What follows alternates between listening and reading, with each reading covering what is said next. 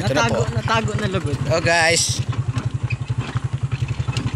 under construction pa po itong ano, ito resettlement going to Barangay Matakong.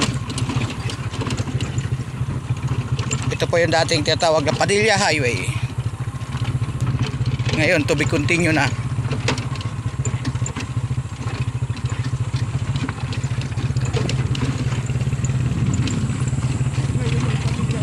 Padilla Highway pa rin.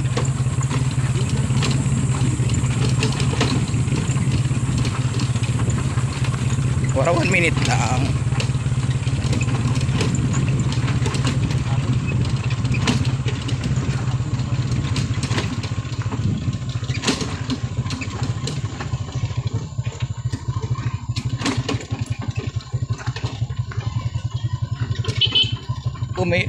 Dito pala yun.